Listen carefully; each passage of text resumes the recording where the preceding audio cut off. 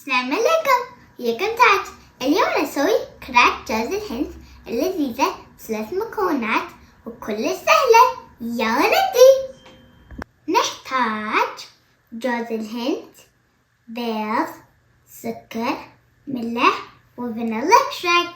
يلا نبدي. نحتاج بياض البيض،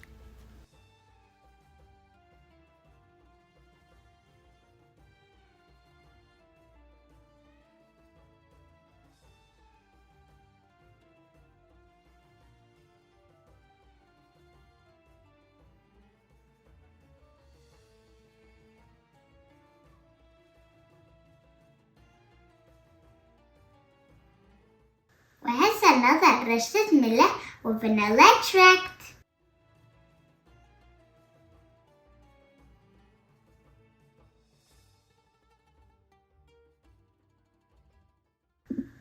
ونخفق جيدا.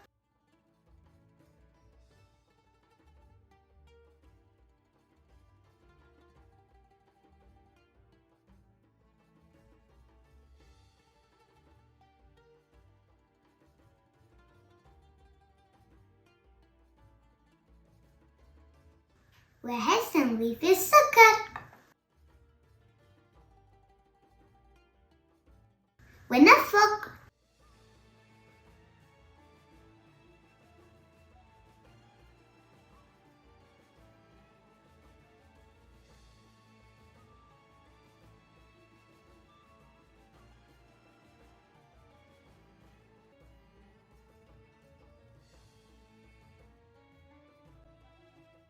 حتى يصبح مثل كريمة.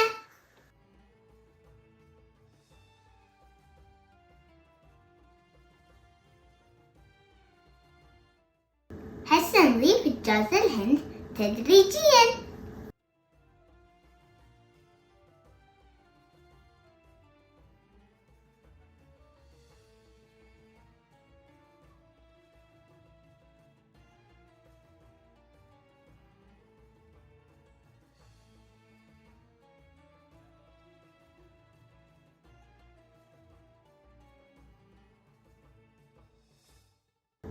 وهسه نحضر صينية الفرن. وهسه نكون كرات جوز الهند.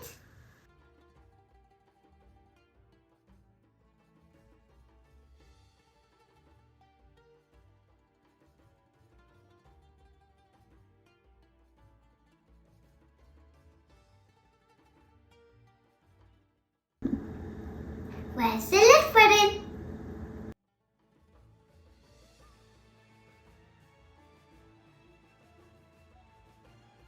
طلعت كرات جوز الهند من الفرن. الله على الريحة الحلوة. يلا نذوق كرات جوز الهند.